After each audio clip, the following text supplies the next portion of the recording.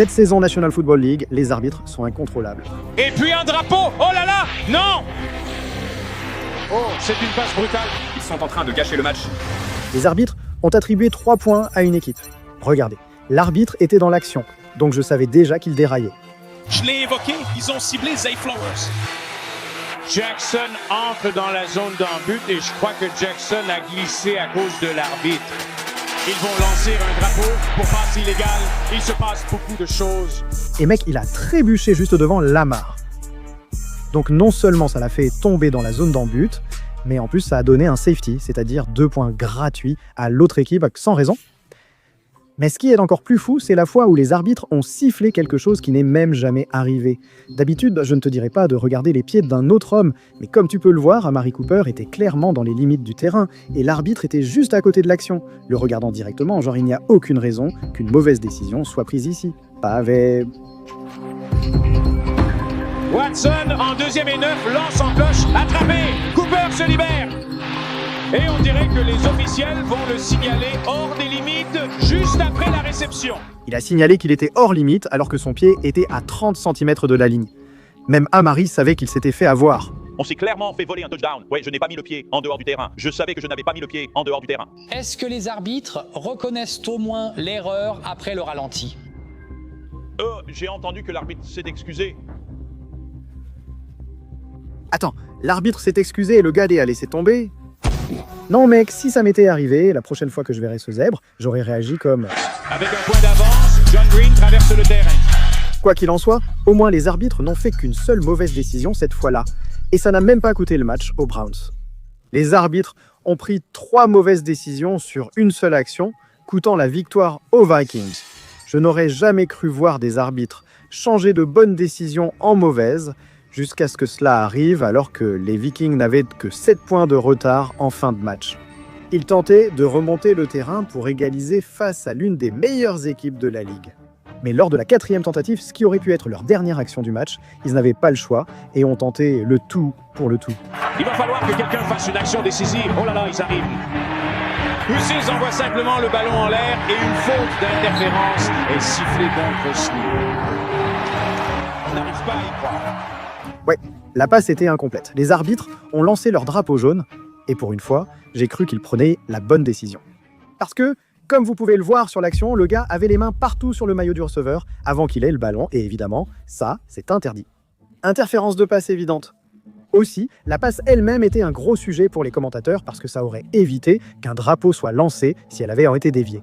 Mais comme ce n'était pas le cas, et qu'il aurait pu y avoir plus de pénalités, car les Chiefs auraient dû être sanctionnés pour avoir attrapé la grille du casque et pour conduite antisportive après qu'un joueur ait retiré son casque pendant l'action. Les arbitres ne pouvaient pas revenir sur leur décision, non? Eh bien, évidemment, les arbitres devaient être sous influence parce que, après avoir discuté de l'action, ils ont décidé de simplement changer d'avis. Il n'y a pas de faute pour interférence de passe. Premier down pour Kansas City. Avec toutes les preuves pour prendre une décision aussi ridicule, c'est sûr que les Chiefs faisaient partie de leur pari combiné. Cette décision leur a donné le ballon et les a menés à la victoire. Tout ça, c'est fou, mais ce n'était toujours pas aussi grave que la fois où Russ a pris l'une des pires décisions de tous les temps, qui non seulement a fait perdre le match à l'équipe, mais leur a aussi coûté leur emploi. Revenons sur l'une des pires décisions que j'ai vues, qui a fait perdre le match à l'équipe et coûter leur emploi aux arbitres. À quelques secondes de la fin, les Lions ont marqué, réduisant l'écart à 1 point. Mais au lieu d'essayer simplement d'égaliser, ce que tout le monde, y compris les arbitres, s'attendait à ce qu'ils fassent, les Lions se sont alignés pour une feinte afin de tenter de gagner avec une conversion à 2 points. Action de jeu, zone d'en-but, c'est fait, incroyable. La tentative à 2 points est réussie. Les Lions étaient survoltés, les fans stupéfaits. Un supporter a réalisé qu'il portait un sombrero pour rien et les joueurs des Cowboys semblaient avoir vu un fantôme. Personne dans le stade, pas même l'arbitre, ne croyait ce qui venait d'arriver. Un drapeau a été lancé. Qu'est-ce que ça pourrait être d'autre? Donc la décision est une touche illégale. Les arbitres affirment que le gars qui a attrapé le ballon, Taylor Decker, était un joueur de ligne offensive et les gros gabarits comme lui sont normalement seulement autorisés à bloquer les joueurs, sauf s'ils préviennent les arbitres avant l'action qu'ils vont potentiellement recevoir une passe. Les ralentis ont clairement montré que ce gars a parlé à l'arbitre avant l'action, et peut-être qu'il essayait secrètement de le draguer, ou quelque chose comme ça. Mais honnêtement, je suis sûr que dans ce cas-là, il lui disait simplement qu'il allait peut-être attraper la prochaine passe. D'accord, mais l'arbitre a dit qu'il ne l'avait pas signalé, donc la passe décisive n'a même pas compté. Après ça, j'ai cru que l'entraîneur des Lions allait exploser, il était hors de lui. Les Lions ont perdu le match et les arbitres ont été critiqués en direct à la télé. C'est une énorme erreur, mais ce qui me dérange le plus, c'est qu'on rejette la faute sur les joueurs. Stop, les joueurs ont tout fait correctement, alors arrêtez de blâmer, arrêtez de couvrir quelqu'un et dites les choses comme elles sont. Soyez un homme et assumez vos responsabilités. La National Football League a annoncé que l'arbitre responsable de cette erreur et son équipe ne pourront pas arbitrer les playoffs cette année, car ils ont été renvoyés. Justice a été faite. Virer ces arbitres d'ici. Mais franchement, les arbitres empirent la situation car ce ballon est clairement au sol, tu vois bien, non? Ceci a été considéré comme une réception. Et ouais, ça paraît impossible, je sais déjà. Et pour aggraver la situation, les arbitres ont gâché le réveillon de Noël d'une équipe, littéralement un jour férié. Tout ça car ils ont pris une décision incompréhensible pendant le match sur cette action. 3e et 4, la pression est absorbée. Passe basse là-bas pour Dobbs et il l'attrape.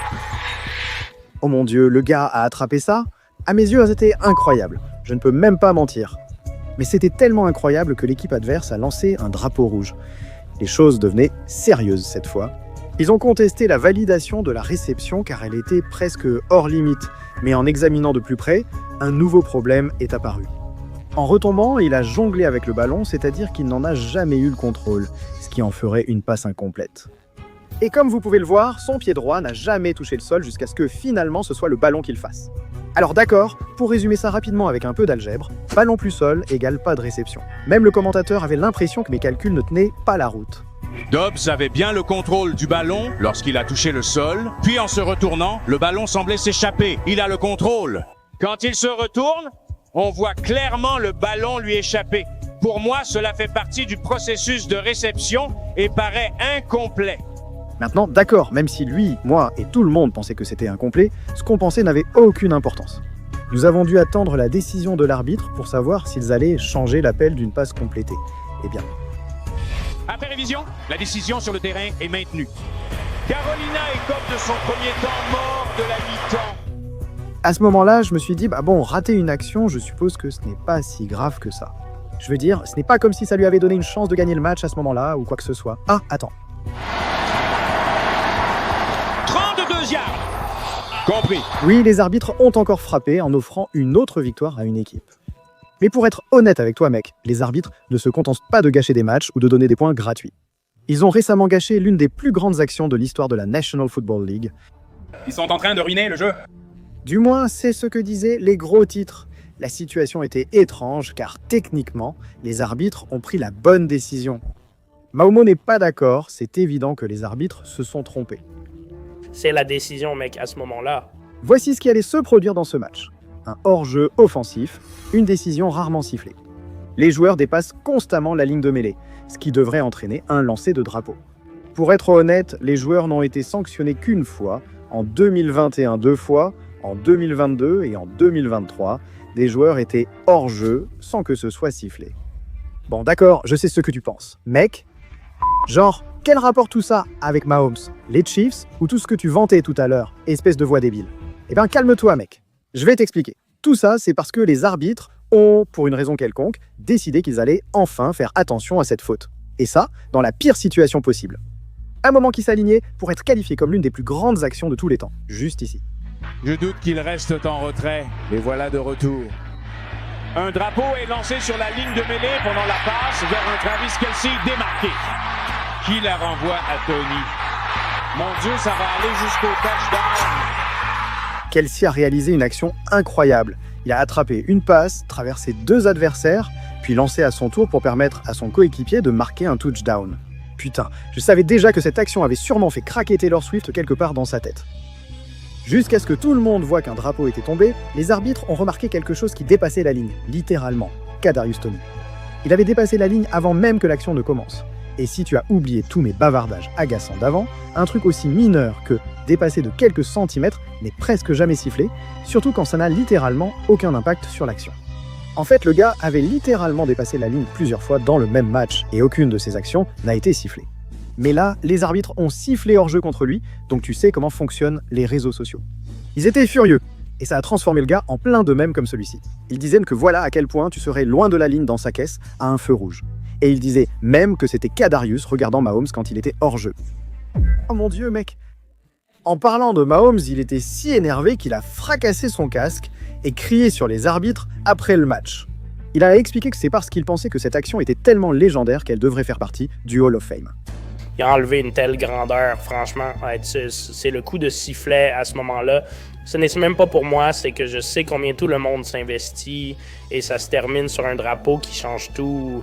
J'ai joué 7 ans, jamais vu ça. Aucun hors-jeu offensif sifflé avant. Laissez-nous jouer. Et ce qui doit arriver, arrivera.